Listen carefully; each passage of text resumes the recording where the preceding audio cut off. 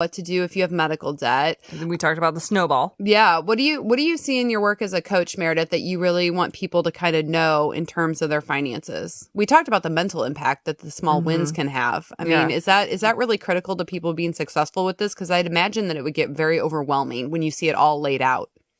Yeah, it does. And yet, there have been many, many millions and millions and millions of people that are in a lot of debt, and they have followed the baby steps and they've gotten out. And so I want people to know that there's hope, right? What is your advice for people where maybe one spouse is better with money than the other, or they're both equally not great with money? Like, how do you navigate those waters? Because we kind of touched on this, like before we got on here, we were talking about our money meetings that we have with our spouse, and you recommend that they talk about money in a meeting once a week, right?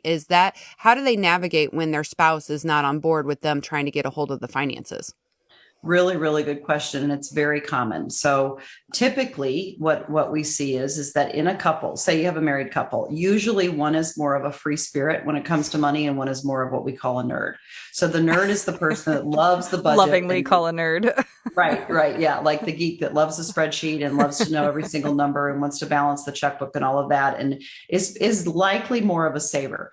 The spender or the free spirit, it's like, oh my gosh, I'm going to go to Target and I'm going to spend $100, and don't give me a list. I'm going to spend what I want and I'm going to walk out the door. That's kind of more of the free spirit tendency. And so what we encourage people to do is to really sit down and kind of talk these things through. So perhaps the nerd is the one that's doing the budget, and then but leave some blanks in there so that the free spirit can be a part of the planning meeting. And then you are accountable. I mean, when you take a vow to be husband and wife, I know I'm probably opening up a can of worms here, but we're accountable and we're taking a vow to be one. Mm-hmm. And so really, in the eyes of God, we need to be at one with our spouse when it comes to money.